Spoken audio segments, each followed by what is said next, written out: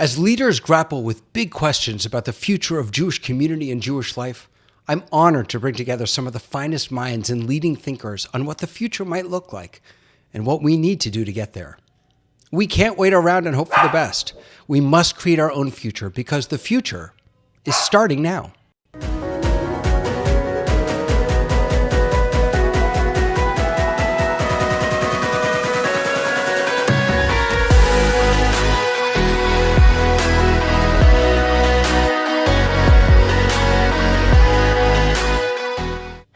Hello, my friends. Welcome, welcome, welcome. This is Rabbi David here, and I'm honored to welcome Rabbi Elyse Wechterman. Rabbi Wechterman came to the Reconstructing Rabbinical Association as executive director back in the fall of 2015. Wow, that's quite a tenure there. And during that tenure, she's created the Office of Rabbinic Career Development to serve the professional needs of rabbis in any field of work. She's also spearheaded a revised communication strategy and a renewed partnership with the movement's Rabbinical College and National Association. As one of the founding faculty at Camp Havaya, she has served on the summer faculty for many, many years. Now, before coming over to the RRA, Rabbi Wechterman served as spiritual leader of Congregation Agudas Achim in Attleboro, Massachusetts, right near where I used to live, from 2001 all the way to June of 2014. She's also taught at the college and adult level in many settings and worked broadly with children and families with special needs to create inclusive communities for Jews of all abilities and backgrounds. She also previously worked for the national movement as director of congregational services, consulting with congregations throughout the movement on governance, on growth, staffing, and other congregational issues. She is a graduate of the Reconstructing Rabbinical College, and Rabbi Wechterman brings an open and inclusive approach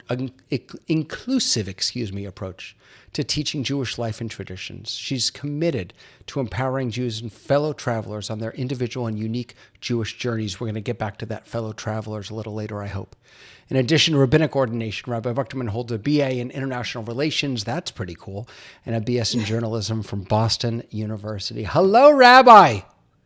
Hello, David. Hello, Rabbi. It's really a pleasure to be here with you. It is such a joy to be here with you also.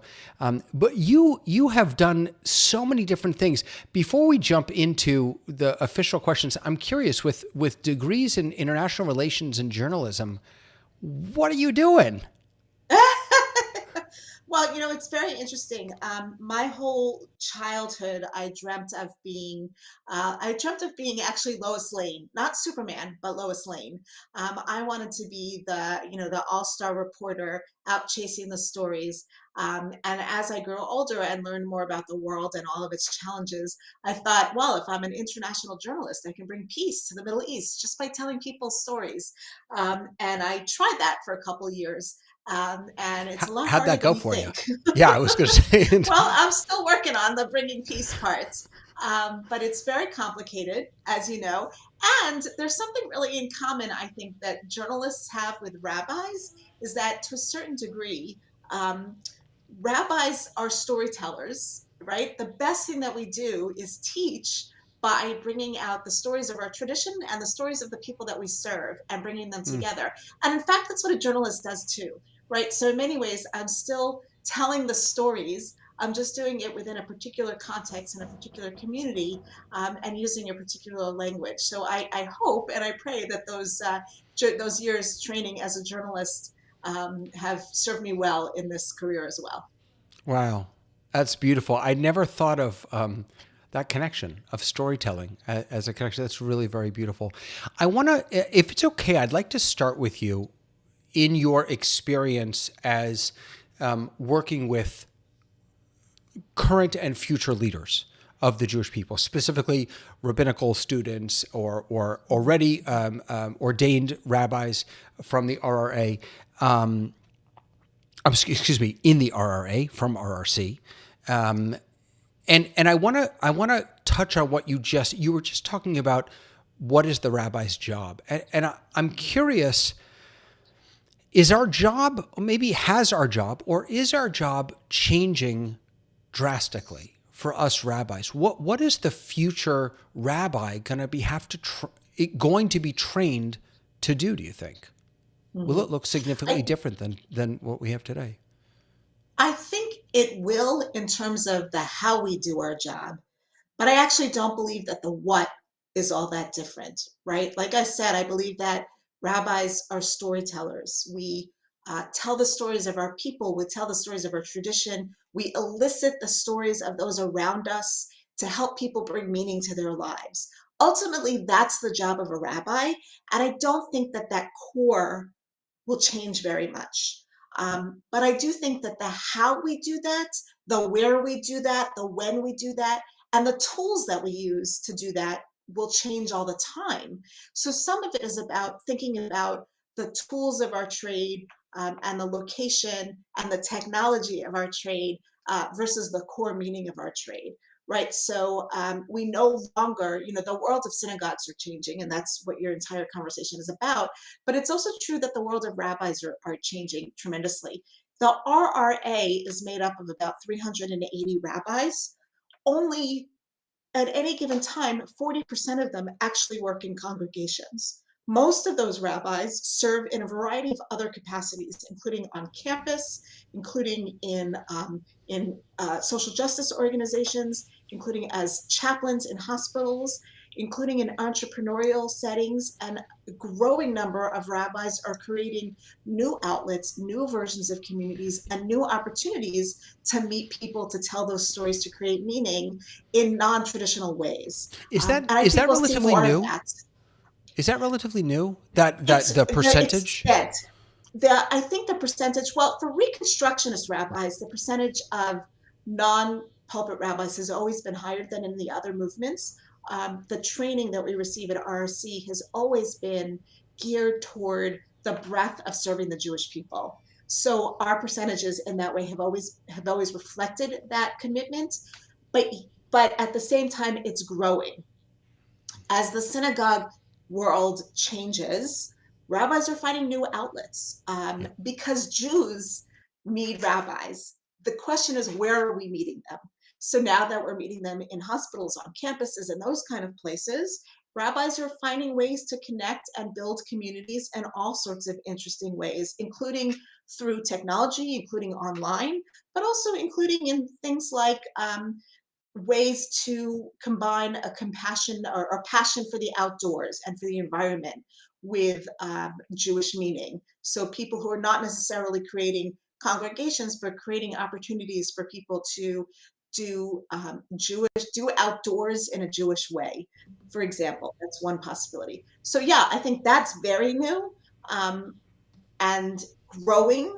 And I think that we will continue to see the percentages of rabbis serving communities shrink as the synagogue changes, and as the financial model, frankly, of the synagogue changes. As we know, it's very complicated. I was having a conversation today with a really dear colleague who was saying that he was talking with about his own community and how he has had a come to Moses moment with them and has said to them, look, either I need to change, that is to say, the community that I'm serving, or our community needs to change. But then in reflecting, what he said to me is, actually, I take that back. This community is going to have to change regardless, whether I'm Right, here or not, right, because right. the way that we've been doing things, it's not. I'm not sure what it's serving an important population well, and it's leaving out a larger population significantly. It seems to me. So I wonder, Right.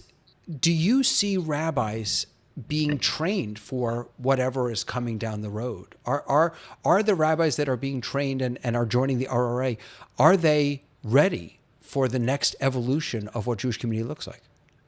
Well, it's hard to be precisely ready for what we don't know and what we're yet Yeah, to discover.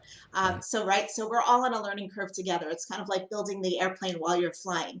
On the other hand, at least from the position that I sit at the Reconstructionist Rabbinical Association, and as an adjunct faculty member at the Reconstructionist Rabbinical College, we have courses now where rabbis are studying entrepreneurship and how to build social change organizations. We have rabbis who are learning about social justice work and how to organize in the both in the Jewish world and in the broader world for the kind of social change we want to see broadly in the world. We have rabbis who are studying to bring teaching and Torah and learning to previously marginalized and continuously marginalized communities in all sorts of ways. So I do think that they're being given the skills. And what's fascinating about the newest students in rabbinical school is that they're also, in some ways, way more attuned than those of us who teach there are to what other needs are coming, and they are asking for it. So one of the things that I'm most excited about the training of rabbis today is the nature of co-creating the educational system, of working. Of course, there are required courses, and of course, there are things that you have to study, but can you apply that in new ways that we haven't even thought of? Can you invent in internships that puts you in a location that no one has ever conceived of before? And then can we help you, support you in those kinds of roles, to get out of it what you need and the training that you need to carry that further in the world? So I see that happening, but I see that at the same time as a fairly significant conversation, about what does the Jewish community need to look like now that certain things are no longer a given, right? Synagogue membership is not a given for people growing up as Jews in America. Geography is not a given now that we're in the realm of Zoom. Um, Joining a synagogue in order to have certain life cycle events happen is not a presumption that we can make of most families, right? They still want those things, but not necessarily in the form of the synagogue, which served phenomenally well for several generations, but may no longer be the key or the way that Jews connect in the future. And so we need to have a conversation about what are the ways that connect? Where will we sit to tell our stories? Where will we engage the Jews that we want to help find meaning? But it may not be in the same location, but it will be the same kind of engagement. Wow. Full disclosure, I spent a year at RRC. It was one of the best years of my life, In my actually, class. in your class. And it really was a phenomenal year. And I remember learning about social justice and learning about social action. But what you just described, and what's really interesting to me, is the entrepreneurial piece of it, or the organizing piece of it, that we're now training our rabbis not just to believe in social justice and not just to promote it through the lens of Torah and Jewish teachings, but to know how to get it done, to know how to do that, the managerial side, the business side, if you will, of Judaism, which I never learned about in rabbinical school. Right. Well, and it's not just that. I mean, I think that being a rabbi today requires an enormous amount of technical skills that have to do with budget management and communication and technology and all of that, which they don't usually teach in rabbinical school. In our rabbinical school, we do have some introductory courses on that. And that is a lot of what I spend my time providing professional development for rabbis out in the field in those areas.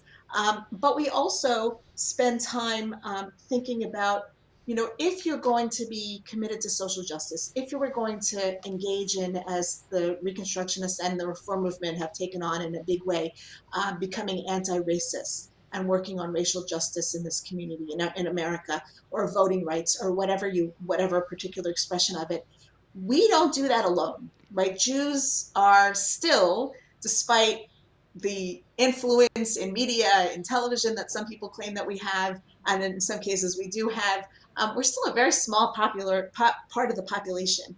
And the reality is that these fights are not just our fights, they're everyone's fights. And so part of the skills to be a leader in social justice and to be a religious leader in America today is to be able to do that in relationship with, in friendship with, in partnership with, and in allyship with others who hold those same values. So the other piece that we're teaching, and I think RC is leading the way on this, is what does it mean to be a rabbi in a multi-faith world where the families in front of us are multi-faith, the communities are multi-faith, and the people that we work with, the allies that we work with on the lines of some of these racial justice conversations, are from lots of different faith and no faith communities. Yeah. And that's also a part of the work that I think we have to do. I want to come back to that, to the interfaith or the multi-faith piece, but I want to go back for just a moment to the social justice piece. I was reading, there was an article back in Moment magazine. I want to say it was back in March. I just reread it about what is community going to look like in the 21st century. And one of the teachers in this article quoted Rabbi Lord Jonathan Sacks, who talked broadly about how to his mind, the best grounding or the best centerpiece for any community is ritual. When I look at the Reform movement, the Reconstructionist movement, to a certain extent, the conservative movement, it seems like ritual has been not replaced in a bad way, replaced maybe in a good way by social justice work. That really is the thing around which we gather. It is one of the defining aspects of a liberal Jewish community is a dedication to social justice. Do you see that? And do you think that, I guess the question is, what do you think, what is the balance, right, between social, because anyone can be a social justice warrior. You don't have to be Jewish. Absolutely. You don't have to be Jewish. Absolutely. So what makes it Jewish, I guess, is, what makes a Jewish community Jewish if its core is around social justice?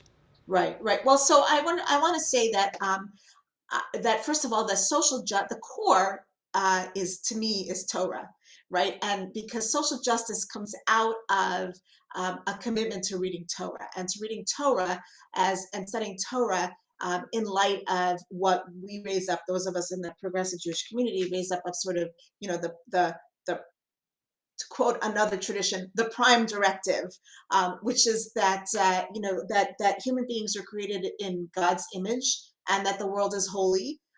This is, Elise's theology on one foot. The world is holy. Human beings are created in God's image. The world is broken, and we have the power to make it better. Right. That to me is like sort of the core crust of what the gist of what Torah is teaching us. So then the question is how do we do that? And how do we teach those values? And how do we teach those traditions while also doing it? So it's interesting to me that you separated out social justice and ritual. I actually think the best examples of pursuing social justice and learning about social justice in community are those that are done that have a core of ritual at their heart, right? So whether it's having a service at the border at the international border between the United States and Mexico and El Paso, where we have a service and offer our prayers in that space, or use the shofar to blow, to call on people to pay attention to climate crisis, or offer prayers of healing outside of a detention center where immigrants and asylum seekers are being held. Those are actually ritual moments that we bring to the reality of what's happening in front of us. Ritual serves, and I think Lord Rabbi Jonathan Sacks is right, that ritual is the key moment where we invoke and evoke and promote the core values of a community to those. It's a teaching moment. Ritual is a pedagogy.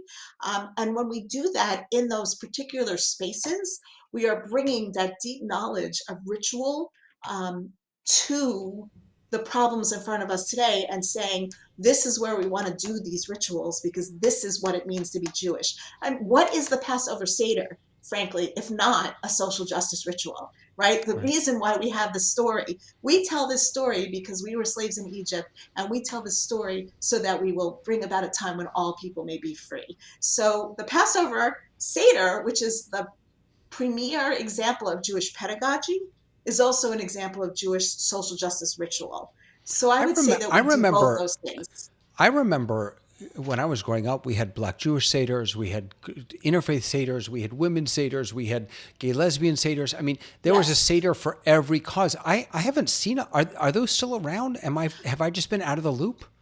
Yeah, no, we've gone to, and in recent years, we've had Seders for asylum seekers. There's a workers' justice Seder that happens every year. It may be that the particular labels have changed, But the Seder, the Haggadah, the book that we use at the Seder, is the most often printed book in the Jewish canon. And the reason for that is that every generation, and several hundred people every generation, come up with a new version to tell the story. Most of those versions are centered around a cause of social justice. They're centered around making the story relevant because it is such a profound story of freedom and liberation. What other stories of freedom and liberation do we need to tie into it? And so I think we still see those. I know that every year I go to a Seder of that sort. In recent years, I serve as a volunteer in a state prison, and in recent years, I go to prison for Seder every year. Mm. And let me tell you, having Seder in a prison with people who are incarcerated, talk about bringing meaning to ritual and ritual to life. It's really Wow. quite powerful. Wow. It occurs to me that sometimes the best ideas are also the oldest ideas, because it's as I think about standing at the border and davening, or blowing shofar for a particular cause, part of me feels like, no, that belongs in the shul, right? We daven at shul, we daven in synagogue, we blow shofar in synagogue, but the shofar was not blown in the temple. It was blown never on blown top in of the the, temple. right. It was, Right. the whole point was to reach people outside of the temple. And so again, I think what you're describing, some of these grand ideas that may feel new or out of the box or different, what we're doing is going back to our roots in many cases. Right. Rabbi Nachman's stories about going out into the woods and praying, right? Yeah. And being in nature. If every Jew could spend, 20 minutes a day out in nature, just think of what the impact would be on our collective souls, and how that might impact the way we think about what we do with our environment, right? And Rabbi Nachman was doing that for years before we ever talked about climate crisis, right? So, Yeah. right, in some ways, these are old ideas, these are rich. This is why I say that the center is not social justice. The center is the Torah that points us towards social justice. The center is the Torah that says the world is really broken, and you human beings are the ones that I created to help fix it. Yes, you broke it, but you also need to fix it. And that I take that message really strongly. And that's not about being a social justice warrior for the sake of self-aggrandizement. That's because I believe that the world is holy and worth saving, and so is every single soul. And so I'll be out there, praying, davening, blowing shofar, giving out sufganiyot in strange places, because that's how we express our values. And whether I do that in the context of a synagogue or a campus, or with people in a hospital, or as I'm fortunate to do on a monthly basis with people who are incarcerated in state prison, that's where I'll do it, because that's where Jews are. And wherever Jews are is where rabbis need to be, coming back to the other point of our Yeah. question. Yeah.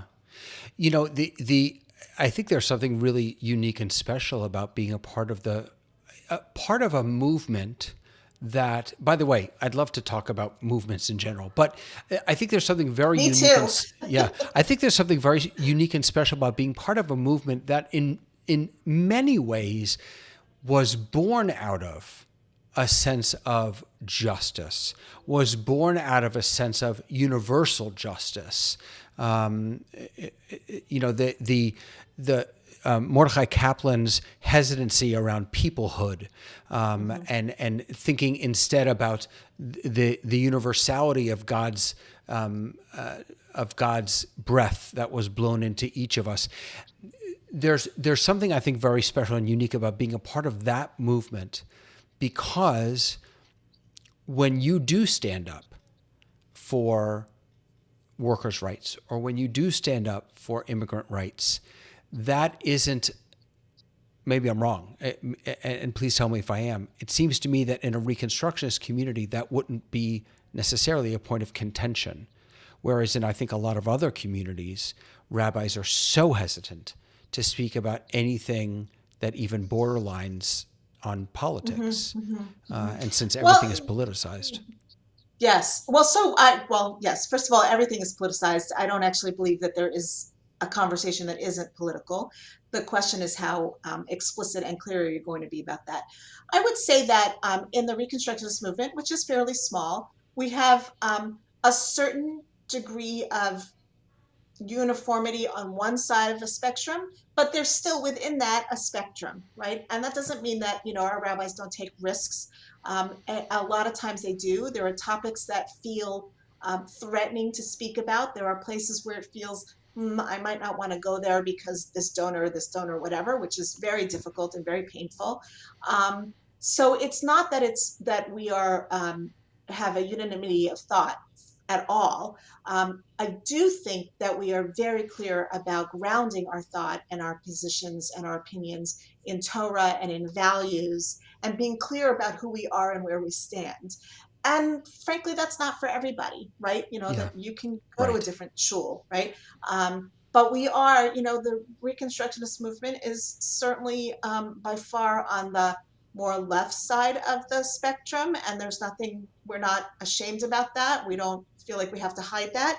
On the other hand, the spectrum still exists. Of And so course. we have to have our internal conversations there. And there are things that I could say as a rabbi in Massachusetts, that a rabbi at a Reconstructionist congregation in Massachusetts, that a rabbi at a Reconstructionist congregation in, I don't know, Georgia might not be able to say.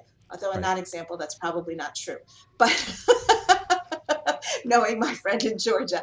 But there are differences in our communities, and there are differences everywhere, and we have to walk Yeah. those lines wherever we stand. The question is, how do you walk them? And a lot of what I do in my job is coach rabbis in how to decide what risks are worth taking. When do you want to step out in front of your community? And when do you want to lead from behind? When do you want to walk alongside them? And when do you want to call them out for something? And being very thoughtful and choosing where you want to do one of those things is one of the skills that a rabbi has to have. And let me tell you, just like in any other movement, we have people who sometimes get it wrong, including myself. And so we learn from those mistakes and live to fight another day, Yeah, so to speak. having at least a bit of that clarity, I think, from on a movement level, on a communal level, is something very powerful and very beautiful. I think Yes, a lot of right, communities try and be everything to everyone, and right. it's We are not. refreshing. Yeah, it's refreshing to be able to say, "We love you. We might not be the community for you. Let Right, us help right, you find a community that right. is more And suited." yeah, especially around the time of the election, Rabbi Deborah Waxman, who's the president of Reconstructing Judaism, talked a lot about the fact that we actually are not a big tent, and we don't need to pretend that we are.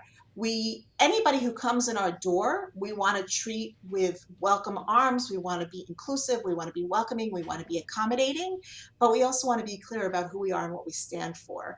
Yeah, And so I never want someone to walk away because we haven't made them feel welcome.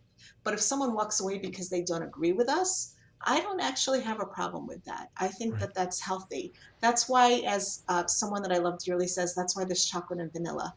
And we might find that our partnerships that we build in the places where we have agreement actually bring us into communication and community with people from different faiths. And that's also okay, right? It's also okay that, I might find myself marching hand in hand with ministers from progressive churches on one issue on one day, and then fighting against them on another day. I mean, I believe very much in coalitions, contingent coalitions for particular causes, coalitions that bring me into partnership with people that I learn about, even though there may be other issues that I disagree with them. And I'll give Right. you a really good example of that. I work when the work that we do on immigration.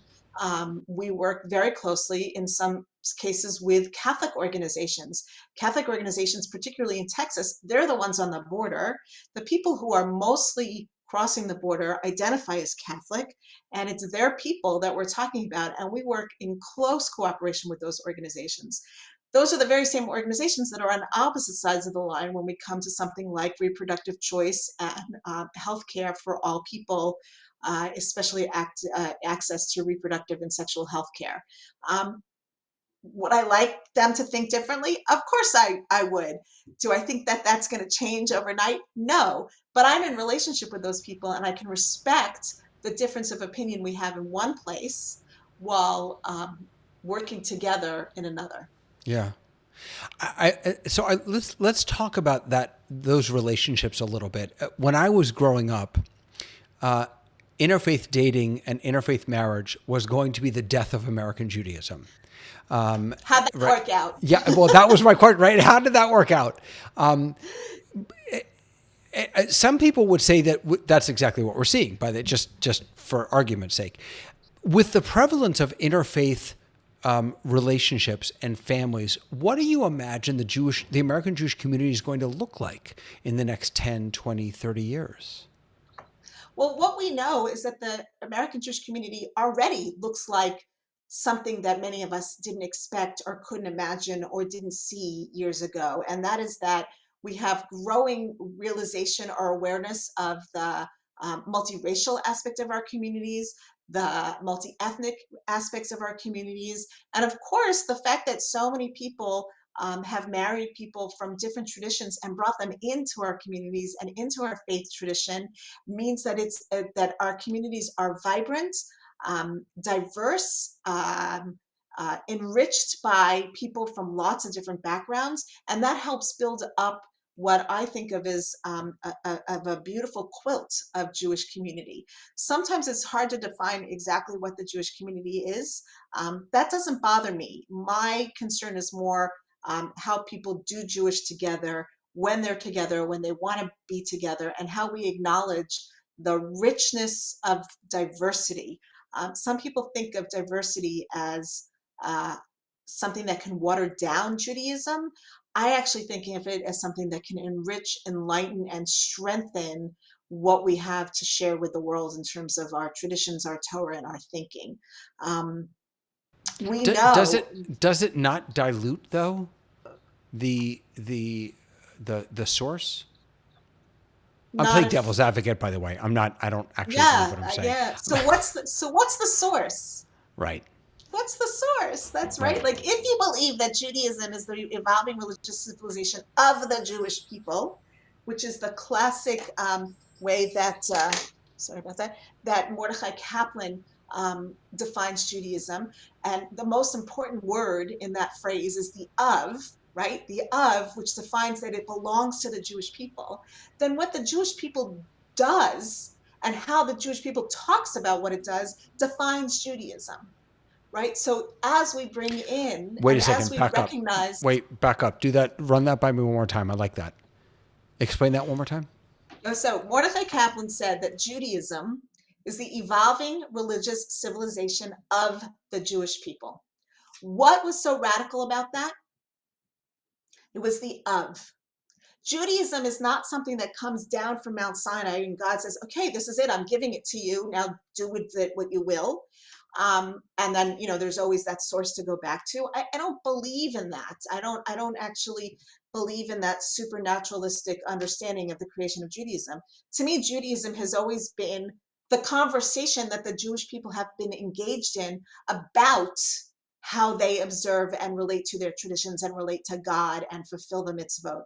So that conversation changes by definition of what um, of who's having the conversation, right? So the conversation already, if we look back at our tradition, after the destruction of the temple in the year 70, the conversation was relegated to a bunch of rabbis. Essentially, a bunch of rabbis in Yavna had a conversation about what Judaism is. A lot of other people having conversations about Judaism at the same time, but they're the ones who write the story and tell the story that the people descended from those who look to the Talmud as our interpretation. Those are the people that we look back to. Well, that was a small group of people, but they're not the only ones in the conversation. Years later, other people became part of the conversation, and then other people became part of the conversation. And in the past 40 years, the inclusion of women in that conversation has radically changed Judaism as we know it because of the different voices included in the conversation.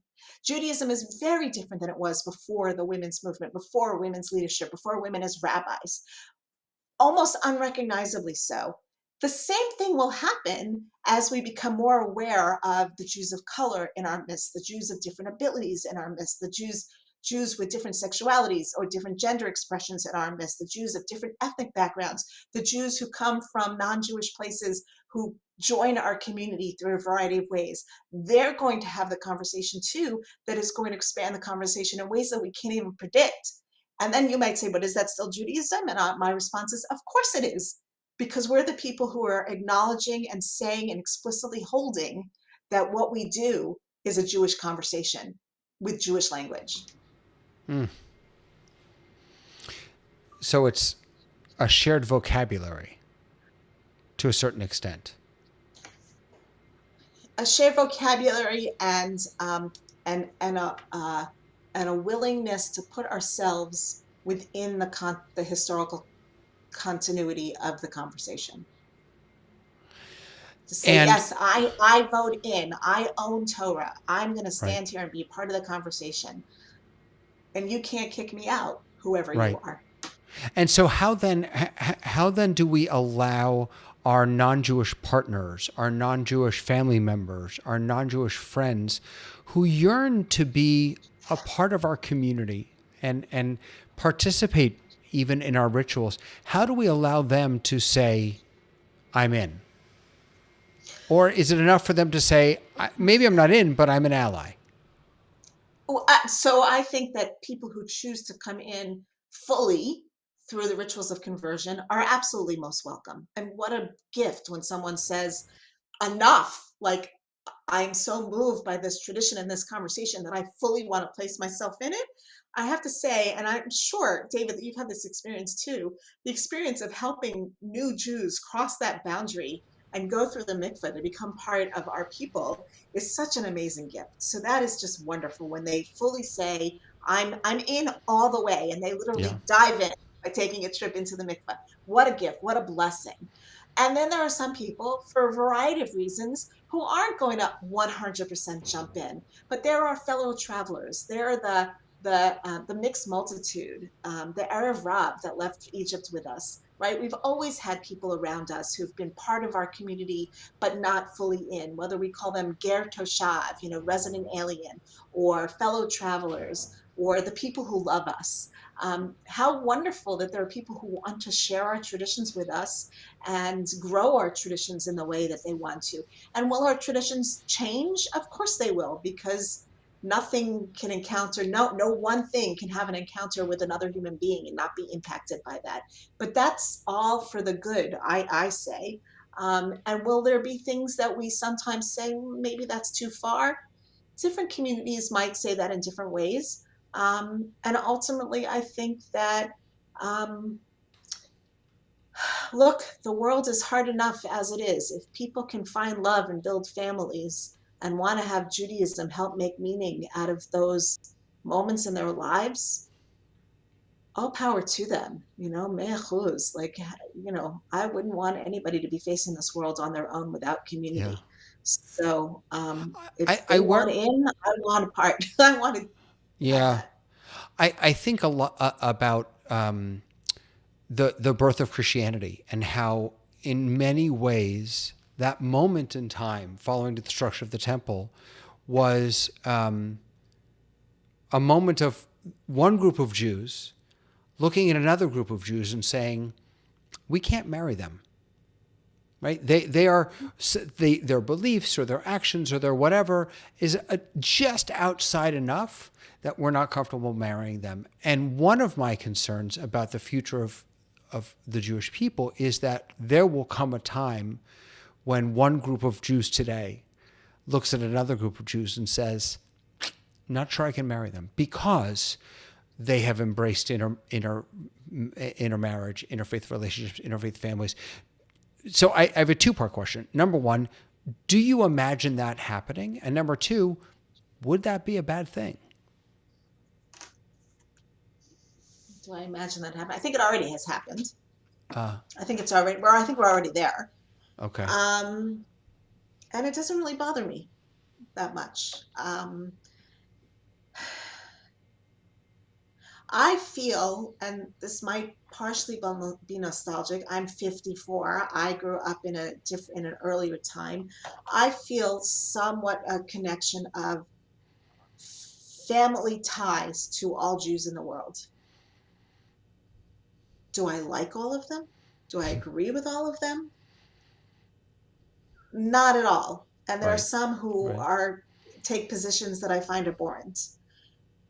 I don't know that that feeling of family ties is one that is going to last much longer. That I think that's true. I think Really? that's sad.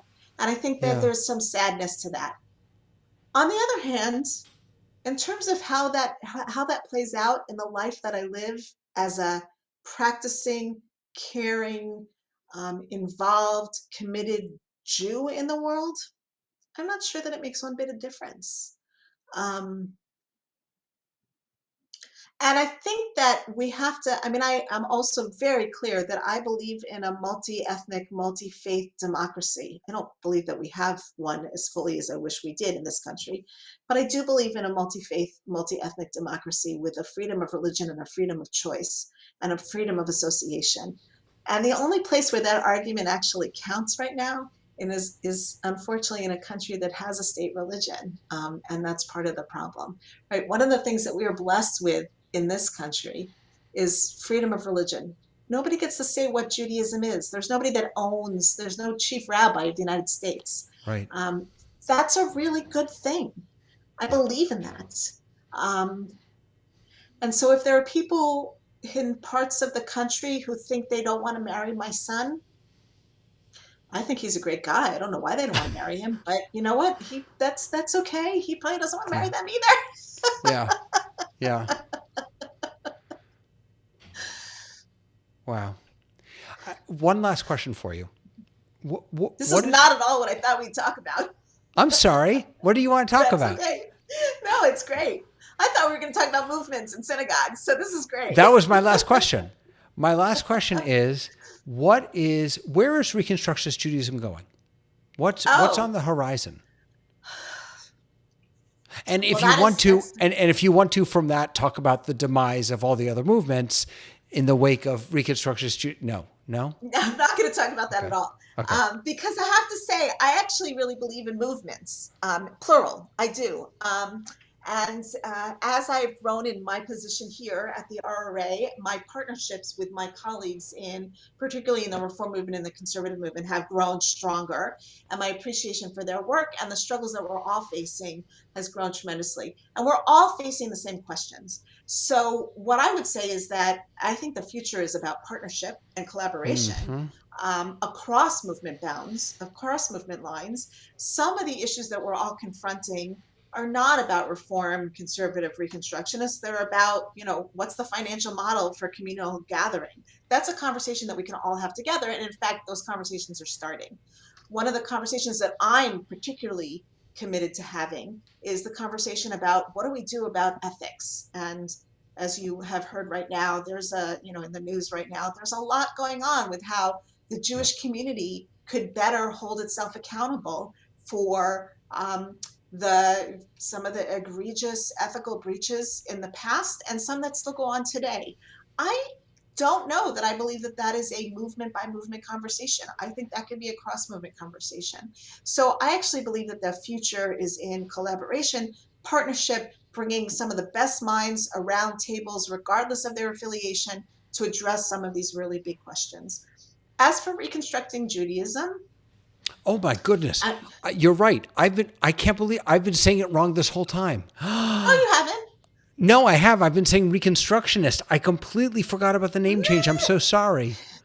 Oh The my goodness. Reconstructing Judaism is an organization. I'm still a Okay. Reconstructionist Jew. Okay. Okay, I'm Okay, still good. a Reconstructionist Jew. Right. Okay. Reconstructing Judaism is an organization that is the central organization of the Reconstructionist movement. The organization I head is the RRA, which is affiliated with, though separate from, Reconstructing Judaism.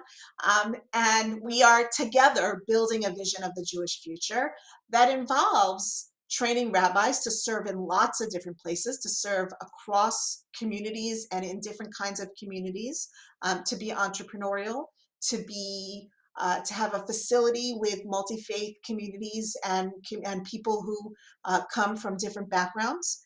And we are looking at ways to think carefully about what needs to be geographically based and what doesn't. What are the resources that we can now live into on this, this phenomenal um, technology of the internet? And when does it really require two people sitting down bedside or chair to chair or toe to toe to really have a heart to heart conversation and get to know each other? Those conversations are the ones that we're leaning into. We're leaning into thinking about